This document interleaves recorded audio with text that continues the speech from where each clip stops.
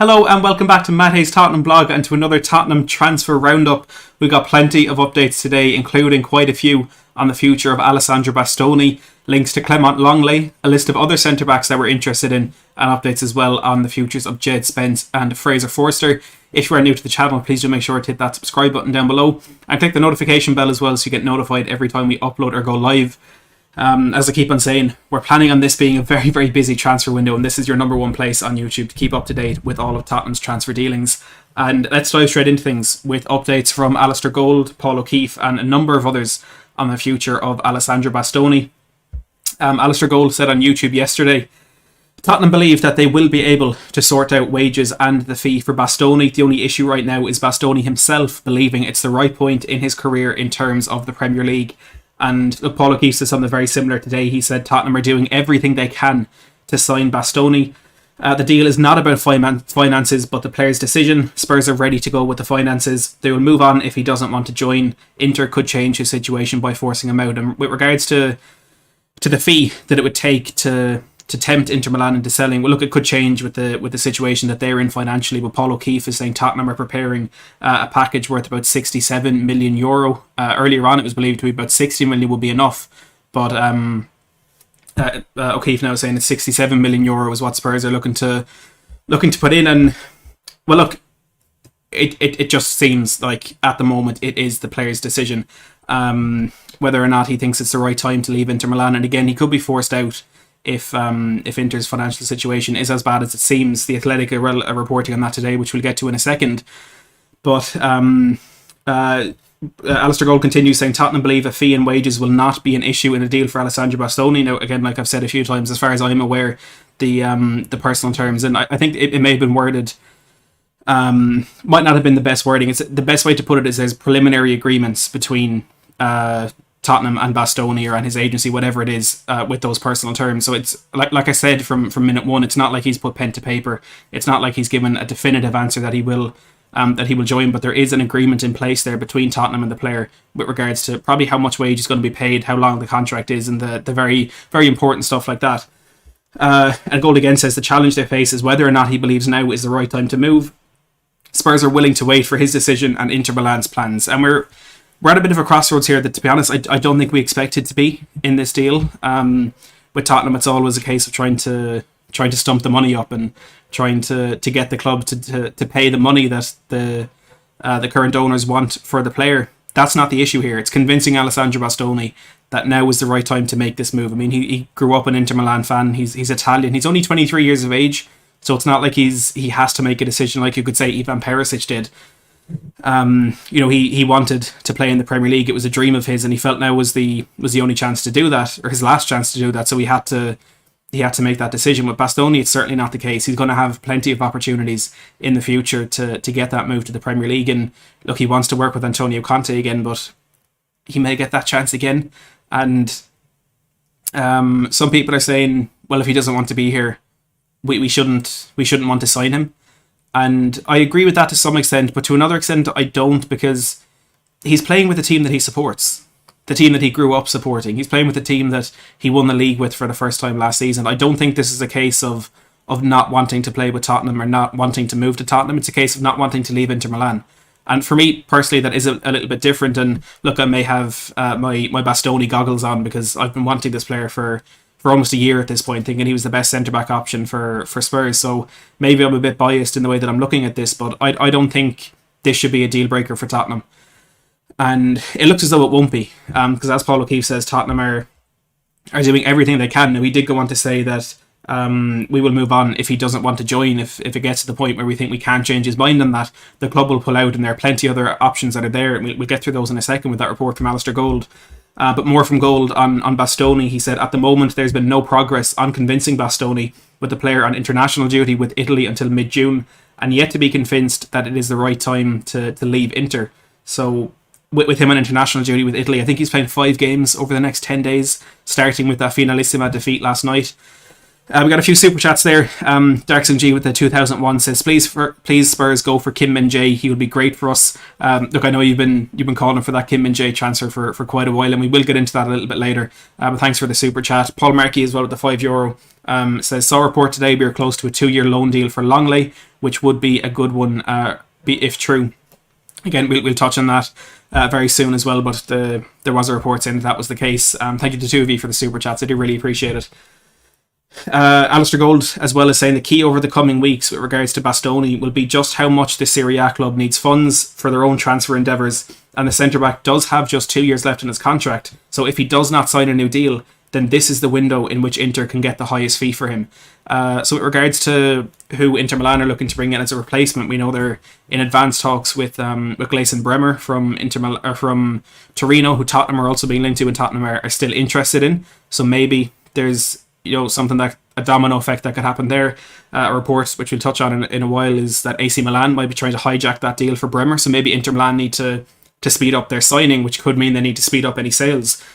Romeo Agresti is also reporting that Inter Milan are actually closing in on a deal for Paulo Dybala, and it was believed that was one they'd put on the back burner to try and get deals for Romelu Lukaku and Henrik Mkhitaryan done. So if they're speeding up on that one, we don't know just how fast Inter are moving with these deals, and they need to make a profit in this window, which again we'll touch on in a second. But Alistair Gold finally says the top two left-footed targets for the role, Tottenham centre-back role, in Alessandro Bastoni and Josko Vardiol, are also among the most difficult to get at this moment in time, which is just, it's typical Tottenham really, that the two biggest targets we have are difficult to get. And Craig says, do you think Bastoni will happen? I was very confident on Bastoni probably last week, even more so with that information over the weekend. Look, that confidence is fading. It's definitely not as confident as I was last week, but Tottenham are doing everything they can, and there is still a sense of confidence that they can get this one over the line. So it's not set in stone that it will happen, but it's also way too early to say that it won't happen. It's too early to call this off and say the ship has sailed. So there is a lot of work to do, but I think if this is Conte's number one target, if this is who Paratici wants for this position, and the money is available, which we know it is, I think we're in a better position. If this had been last summer, for example, and we were getting these reports, I think no, it's done. We're not going to get him. If it had been the summer before, it's only because of the seemingly special situation that Tottenham are in at the moment that I feel I still have some confidence that this can get over the line, but like I said, it is fading. A few reports out of Italy on this one. First of all, that report from the Athletic UK, they say that Inter need to make a net profit of £50 million on transfers this summer. The impression is that one of Lautaro Martinez and Alessandro Bastoni will have to be sold for big money before the end of the month to improve Inter Milan's bank balance, so before the end of June, which is still, that would be 2 months before the window even closes. So if this is one that's going to happen, it could be one that's done very early, and again done before we go on that pre-season tour. But Lautaro Martinez has been deemed untouchable in the last couple of days, and I know the same happened with Lukaku last summer, and we know where he ended up. But the best chance Tottenham have right now is Inter Milan forcing Bastoni out the door. To be honest, I think that's the only chance we have with this one at the moment. So we'll be keeping a very close eye on Inter Milan's transfer business and what they'll be getting up to over the next couple of weeks. The reports out of Italy, Matteo Moretto says that Alessandro Bastoni is still Antonio Conte's first choice target for Tottenham's defence. However, the Italian is very comfortable in Milan and with Inter Milan. Only a really important offer would change his mind. Nothing is imminent. Tutto Sport say that Alessandro Bastoni wants to remain at Inter Milan. However, €65 million could convince Inter to encourage him to accept and move away. Tutto Mercato say that Conte's pushing has had no effect and Bastoni still wants to stay. And Corriere dello Sport say that Alessandro Bastoni does not seem particularly attracted by the prospect of going to the Premier League with Tottenham. I think, as Alistair Gold said in his latest report on this move, is that Tottenham need to be patient, and Tottenham need to see how this plays out. For me, it kind of feels as though we could be getting close to a definitive moment in that in this deal, but it could rumble on for a lot longer. And to be honest, I'd rather it rumble on than get a definitive no. But let me know what you think of the live chat if this is one that you think Tottenham should still be pursuing. Another left-footed centre-back that Tottenham are looking at is this man in Clement Lenglet, as Paul mentioned. Alistair Gold actually said that Tottenham attempted to sign the France international on loan last summer in Parati's early weeks in the job, but the defender did not want to leave the Catalan Giants at that point. However, Barcelona's financial problems are set to trigger exits from the club this summer, and Paratici is expected to explore Lenglet once again as another option on that left-hand side. Now, by the sounds of it, it's not... we're not going for Lenglet because we're not getting Bastoni. It just seems that is the case. I wouldn't say that's definitive or whatever, but it doesn't sound like Bastoni is off, and that therefore we're going for Lenglet. The first report that I actually saw on this, as Paul referred to, was from Javi Torres, who said that Barcelona and Spurs are working to complete a 2-year loan deal for Lenglet. The player could sign for Spurs, and look, he's a similar left-sided centre-back, left-footed, very, very good on the ball. The bad thing is those player profiles that I have beside me, you can actually see it there. Who scored lists out their best traits, and there was one there for Lenglet, is that he likes to pass the ball, which doesn't bode well for the rest of his abilities. But if we're looking for a ball playing defender, he's a good option for that. I messaged a Barcelona fan asking, because I'm not going to claim I know too much about Lenglet, but I asked him about him, and he sarcastically said Lenglet is a good player. So I think that tells us all we need to know. He hasn't been the best recently for Barcelona, but there's no denying that he does have talent. He is a good player, and I think in the right system with the right manager, he can prove to be a good player. But I don't think we need someone who we can possibly maybe try and improve. We need someone who's ready to get into a team now, and I don't think Lenglet really fits that bill. And to be honest, I don't think we should be going for loan moves now either. With the money that we have, and with how we need people to buy into what we're doing in order for it to work in the next couple of seasons, I personally don't think a loan deal is the way to go about this. But again, as we say with every deal at the moment, if Conte wants it, I want it. And Show Me the Light says Lenglet is no better than what we have. And Edward there mentioning a name, Evan Ndicka from Frankfurt, which a lot of people are talking about. There's been no links on that, but we'll keep an eye on it. The couple of other reports, Ferran Correas from Sport said that Barcelona are negotiating the loan of Clement Lenglet to Tottenham for 1 year, which could then be extended for another year with some clauses. And Esport 3 said that FC Barcelona are working to close a deal for Clement Lenglet to join Tottenham on loan for 2 seasons. So this is one that picked up a lot of pace in the Spanish press kind of late last night, early this morning, and Alistair Gold then chimed in as well, saying he's a possible option, but definitely not anything too sure from Alistair Gold in that report. They're looking at the other centre-back options that Alistair Gold said is still on Tottenham's wish list, and as Darkson G mentioned in that super chat, Kim Min-jae, there was a report from Zolkan Demir earlier today. I think he's a Turkish journalist that, to be honest, I've never heard of, who said that he was flying to London. It's believed he's gone on holidays. So I think we can take what we want from that report. But on Kim Min-jae, Alistair Gold said that the player continues to be of some interest to Tottenham. He is not, at this stage of the window, understood to be high up on their list of potential centre-back signings. So if he is brought in, he'd be a centre-back in our position. He's an absolute monster. He's brilliant in the air. He's strong. He's powerful. He's commanding. But it would be for that centre-back position where Eric Dyer is our leader on the pitch, and where Eric Dyer has been a very solid centre-back choice for us. If there is a language barrier there, if there is time needed to adapt to the Premier League, I don't know how good an option Kim Min-jae would be, but as a backup, I think he's a good player to bring in. I'm not convinced that... How would I phrase this? I'm not convinced that he's as good an option as some Tottenham fans are making out. Look, Darkson G, I'll hold my hands up and say you're probably the biggest expert on Kim Min-jae in the chat, but I think people just see a name that we were linked to 2 or 3 years ago when he was at Beijing Guan and just assume it's a good option because we've been linked to him so much. Kind of like a modern day Leandro Damião. But look, at the moment, not high up on the list of priorities, so maybe not one we need to worry about yet. Pau Torres, as Zoe mentioned in the chat a second ago, Alistair Gold said that Villarreal and Spurs have a good relationship, and the 25-year-old turned down a move to North London last summer. He is believed to be a player of interest to Manchester United this summer, although he has spoken in recent days about the possibility of remaining at Villarreal, who have offered him a new contract. So the situation with Torres last summer was we wanted to bring him in to play alongside Christian Romero, We had a deal agreed with Villarreal, but the player didn't want to make the move because, look, in a very similar way to Bastoni, he's a boyhood Villarreal fan, and he just gotten them into the Champions League, and it was a brilliant moment for the club. And he wanted to play in that with them, and having got to the semi-final of the Champions League, I think he made the right decision. And maybe it's a similar one to Bastoni that you can't quite blame him, and I wouldn't turn my nose up at the thought of signing him because of that. But Tara is, again, a name that's always there, so it's kind of hard to know where we stand on that in terms of how much we want to get it done or how realistic it is, or if it's just an easy one for the journalists to link at the moment.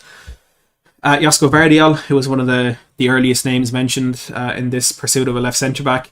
The Croatia international is not only understood to be very happy at his club RB Leipzig, but with a contract until 2026, any potential transfer is expected to far exceed Bastoni's. On top of that, there is the further complication of Manchester City and Chelsea both being interested in the young centre-back. So Vardiol, very, very unlikely, extremely difficult one to get done if that is what Tottenham are planning on doing. I don't think it is, but it's probably one that we can forget straight away. A new name that's been thrown in there is Mark Gahey of Crystal Palace. Alistair Gold says that Spurs are looking to bolster their homegrown numbers this summer, but with a contract until 2026, the young centre-back would not come cheap. And actually, interestingly there, Clement Lenglet, he has a contract until 2026, and I saw on Transfermarkt their estimated value for him is about £12.6 million. So with 4 years left on his contract, young enough at 26 years of age, playing for one of the biggest teams in Europe, if he's valued at 12.6 million, how good is he? I'd worry about that. The final one that Alistair Gold says is Gleison Bremer. He says that Bremer is an interesting one because the club that is expected to sign the right footer this summer is Inter Milan. The 25-year-old Brazilian is available for around £21 million, and his future could be tied up somewhat with Bastoni's. So there is a lovely domino effect that we're becoming so used to seeing in Tottenham's pursuit of players and managers as well last summer. So, look, a lot of centre-backs there. And I suppose the fear could be that because all these names are coming out, that maybe Tottenham are ignoring or are kind of ending their interest in Bastoni. It doesn't seem as though that is the case. The reports the whole way through, and I know Paul O'Keefe mentioned it last week, was that if Tottenham can move on Joe Rodon and Davinson Sanchez or maybe Japhet Tanganga, that they will be looking for a second centre-back.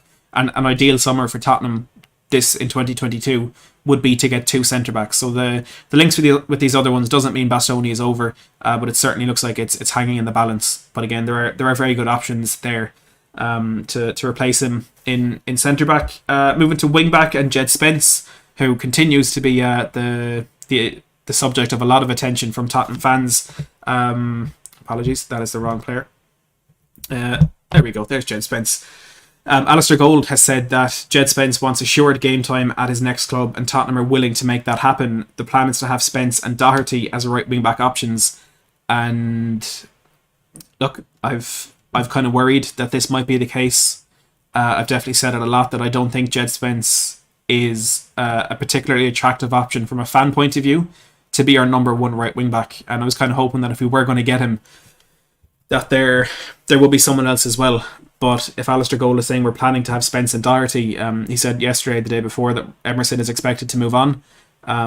For me, Spence and Doherty aren't very good wing-back options. Again, if Conte wants him, fantastic. I'll be all in. I'll devote my time to proving myself wrong and hoping Spence is a good player for Spurs. But making that step up from the Championship it's not easy, and there's not many players that can do it and get to a solid level straight away in the Premier League, especially a team that's in the Champions League, and especially in an Antonio Conte team where wing-backs are just so important. And Ashley says there Conte will take Spence to the next level. It's entirely possible. It could really happen, but I would have thought the same about Reguilon, and I would have hoped the same about Doherty and Emerson. So it's not set in stone that will happen, but that is the hope. And maybe that is what Conte has in mind. If he's seen something special in Jed Spence, fantastic, bring him in and let's hope it all works out. But I'm not entirely convinced that it would. And even Spence himself, having won that Championship playoff final with Nottingham Forest, he said hopefully he can play at Forest next season, which may have been a throwaway comment within the celebrations of getting to the Premier League. But I don't know if Spence is convinced that Tottenham is the right club for him either. Fabrizio Romano, also talking on Spence, said that Spurs are still in contact for Jed Spence and consider him a possibility. Nottingham Forest are also trying to find an agreement with Middlesbrough for the right wing back. So let's see where this one goes. I think it's one that could continue to rumble on for quite a while. And another one that surprisingly could be rumbling on for quite a while is Fraser Forster. Look, we know he's signed the contract. He's a Spurs player for the next 2 years, and we're just waiting for that official announcement.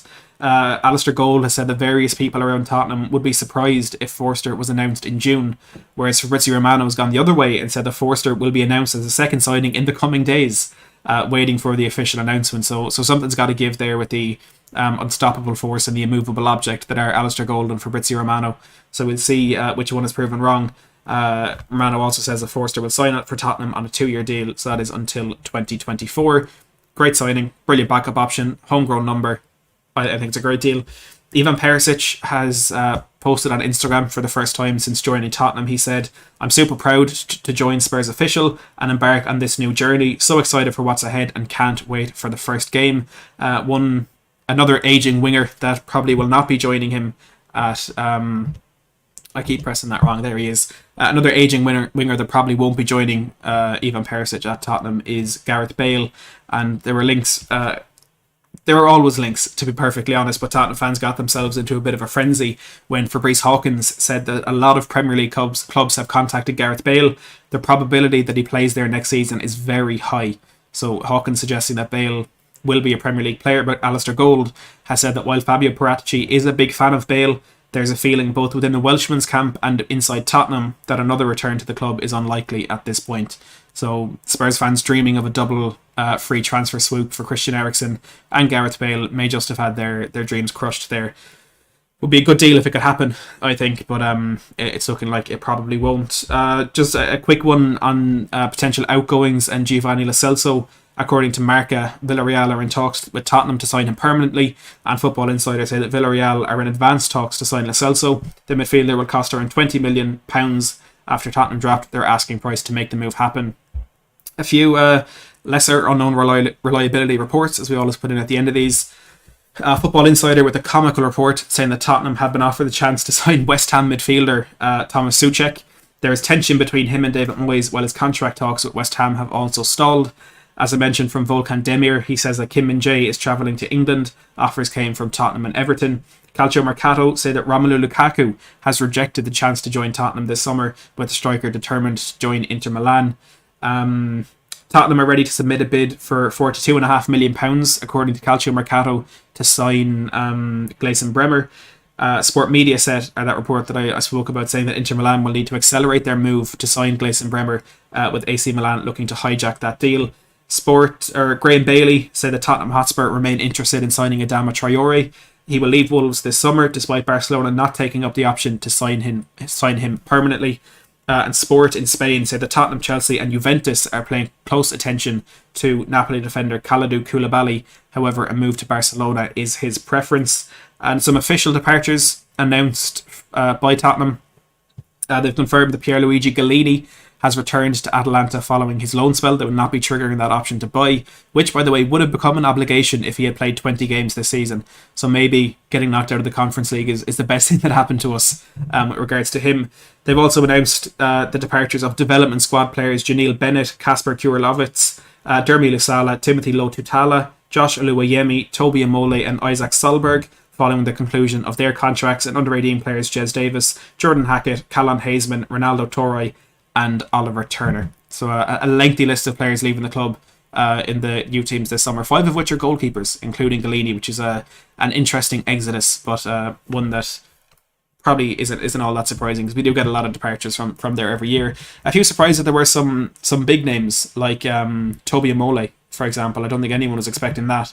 And Lotutala as well, the goalkeeper that was held in high regard across Spurs. Look, speaking of people that are held in high regard, I did a video yesterday for anyone who hasn't seen it with Uncle Sharma, who is an Inter Milan fan, and we spoke about Ivan Perisic and Alessandro Bastoni. So the first 10 minutes of it is an Inter Milan fan waxing lyrical about Ivan Perisic. He was a massive fan of him, and I can prove to you that he knows ball, because he predicted back in November that Tottenham would sign Ivan Perisic. So I put that link in the chat 4 or 5 times. If you have